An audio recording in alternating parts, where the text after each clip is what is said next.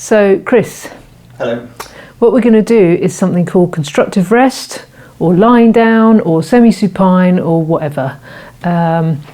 It's basically the homework that you'll be given if you come for a lesson. Right. If you do nothing else, try and do this once a day, or twice a day. 10 minutes is all it takes. It's just a reset, and a really important way of just letting your body come to rest, come to quiet, letting all the bits fill up again, and letting gravity do its work for about 10 minutes. So I'm going to talk you through it lying on the floor as if you were on your own, because you probably won't have a teaching table at home. So first of all, your head is going to end up on these books, so you're going to want to turn around. Right. And lie back. I'll help you get your head onto the books. I have to read this. What's that? Rousseau. We've got Thoreau, Kinship and Marriage, and Jesus Rediscovered. It's a good selection of books here at the practice rooms. Now then, you do like your hoodies, so I'm going to take you back. Tuck it into. No, that's fine. We're going to put it around your head to keep you warm. Okay. So how do I get down those books? So if you're on your own, you might just want to just lie backwards. So come down. I'm going to go back onto my elbow. Okay. You can rearrange the books. I'm sure you'll figure that out. And I'm going to pull your hood up. Okay. And put your head in it. That's nice. Yeah, there we go. Okay. So now Chris knows that his knees come upwards. He also knows that he needs about this many books. This is about 5 average paperback books. The reason why we use paperback books, or hardbacks if you're in a push, or yoga blocks or something, as opposed to a pillow or a yoga roll. Sometimes you see people putting these things on, hard rubber things under their necks, is it provides a gap between the neck and the floor. And that allows, like we said before, the neck muscles to relax and have somewhere to go. So you don't want so many books that your chin is touching your chest or coming towards your chest. You don't want too few that your head is going back. How does that feel, Chris? Very good. Okay. So on your own, I'm going to sit back here. So at home, you've got a floor, you've got perhaps a nice bit of carpet under you, whatever it takes to make yourself comfortable. Not a mattress again, because that's too soft, just like not a pillow because it's too soft.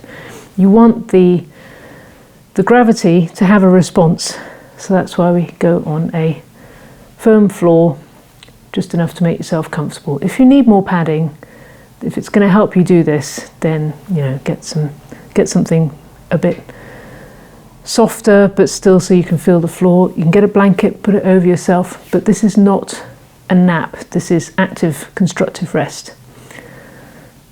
So you give yourself some time to come to quiet. Your eyes should ideally be open, just so you have that spatial awareness.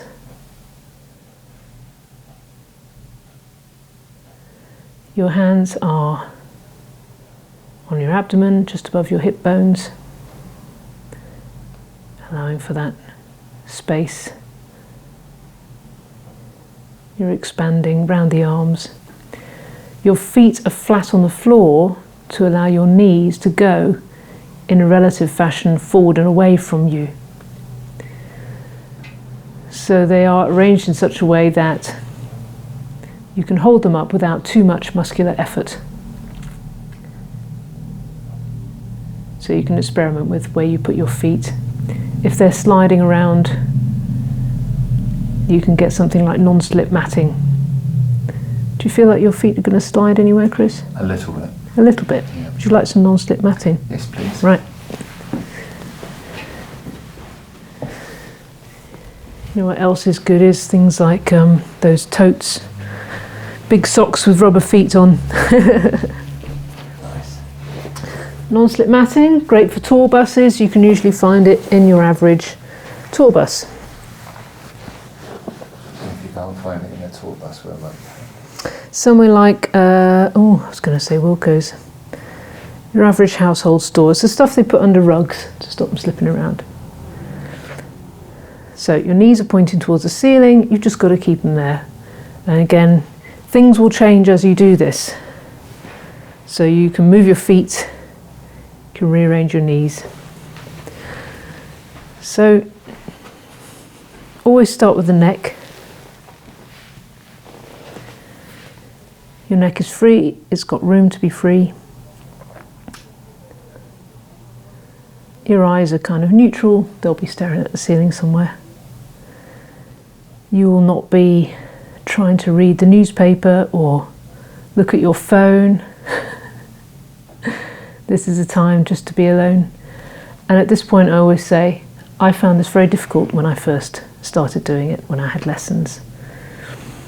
It's sometimes very hard to be alone with your thoughts, so if you have to have Radio 4 Extra on, listen to some stories or something. Don't listen to the news, don't listen to murder podcasts or anything. Try and find something soothing to listen to if you have to. Ideally you're just listening to what's going on around you. So your head is floating away from your body. Your spine is coming into contact with the floor.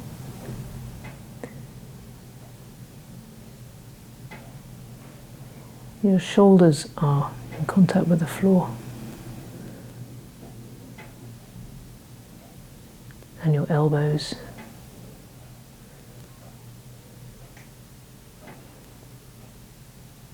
Your wrists are free, allowing your hands to lay on your tummy.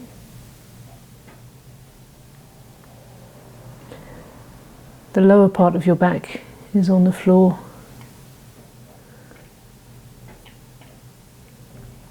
Both sides of the pelvis are on the floor.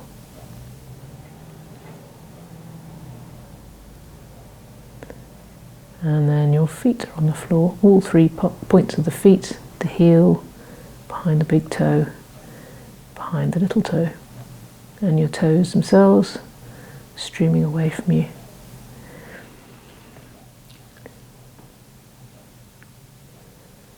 So this is the basic position. The point of having your knees up in the air as well, if your legs were flat on the floor, it would cause your lower back to tip upwards because your pelvis would be weighing it down. So this way it rocks the pelvis backwards slightly, the top of the pelvis back, so allow your back to be flat on the floor. And in this position your back is flatter than it would be if you were standing up.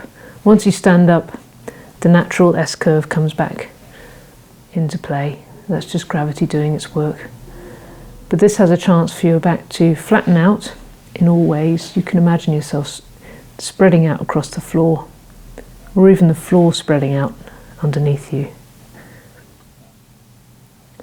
This is the opportunity for your body to take up all of the room it needs. The bits in between the bones of your back will fill up again because there's no gravity fighting, squashing you down from top to bottom. You can just notice your breathing, don't do anything about it. Breathing through your nose.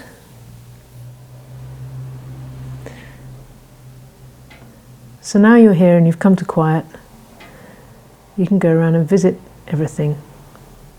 So we're going to start with the neck and say, it's okay to be free. And then tell your head that it's okay to float away, as if it's gently moored to your body, but can bob around on its own. You can then tell your spine that it's okay to lengthen. And all the muscles of your back, it's okay to widen, to spread out. For your shoulders to meet the floor.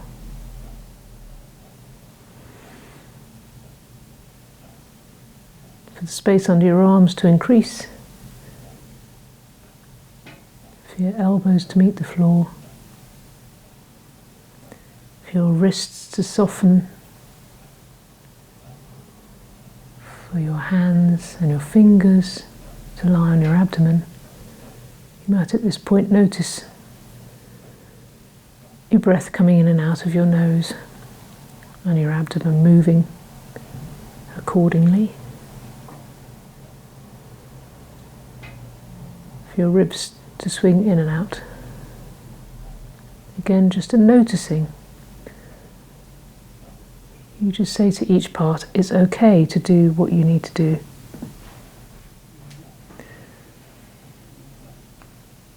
Something, just let go. You might notice sudden things happening. If you've been holding onto your spine for a long time, it's never been given the opportunity to just release, so sometimes things might go crack or click, just drop. This is okay. You might find all sorts of noises and clicks and pops happening. This is okay.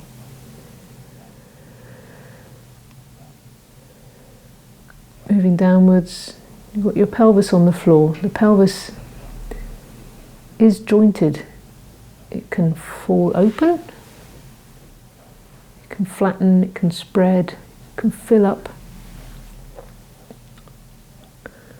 Out of your pelvis is your legs,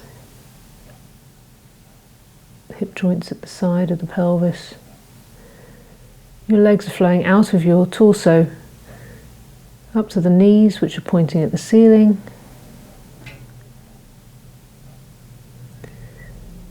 And at the other end, your ankles are soft and allowing your calves, your lower legs, to also travel up to the ceiling, towards your knees. For the bones in your feet to just make contact with the floor. Nothing has to work very hard at all. Your toes can flow out, way out of your feet, across the room, through the wall, out the window, across the street. You can take up as much room as you like. Gravity has got you covered.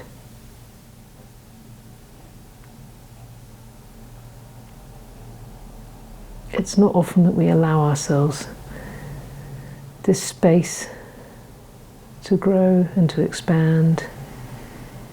This is up and down. You've got the distance between the top of your ribs and the floor, the front of your pelvis and the floor, and your knees and the floor,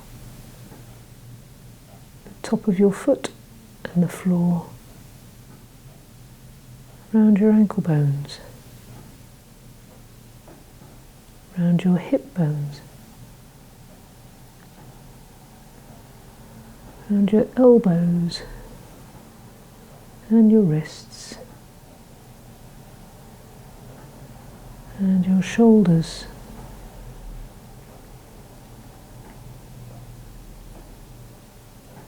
and finally your neck. And then into the head. The back of your head is against the books. You can travel around inside your head. You can think about your eyes in the sockets, your cheekbones, your nose, the distance between your nose and the books, the soft palate, back of your tongue, your teeth, your ears, and remember, between your ears is where the spine joins onto the head. That's the most important space of all. The more space that you have in between your ears,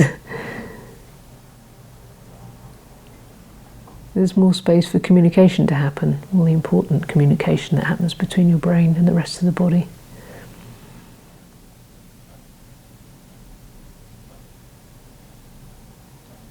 Okay. And when you're ready, Your eyes will have been open. So when you're on the floor, there's one more thing to add. If you feel the need to spread your arms out, you are perfectly welcome to spread your arms out. Do you want to just try that, Chris?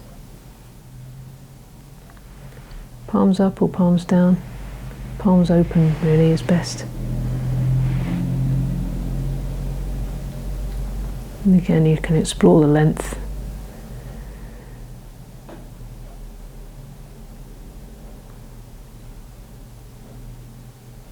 Streaming out through your arms, your elbows, your wrists, your fingers, way out to the sides, to the other side of the room, through the walls, into the buildings next door, wherever you are.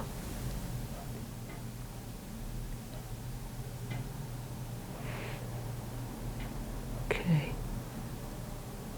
So you've got these options, and there's one more option. If you're struggling with keeping your knees upwards, if you're finding that a lot of your energy is taken up with trying to keep your knees up, you can always put a stool or something underneath so that your calves are resting on the stool. That way you can perhaps let go of your legs more easily.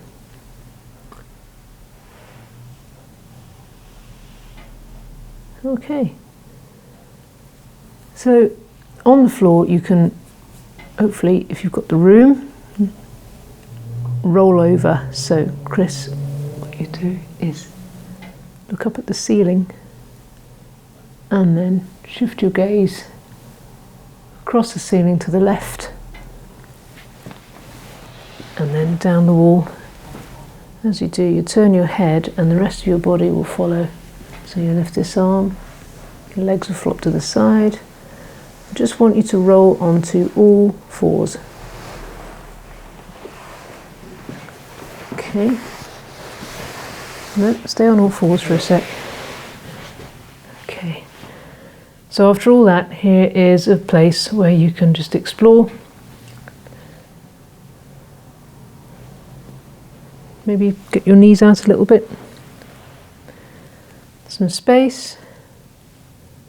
Your back is straight between these 2 points. It's not overly curved.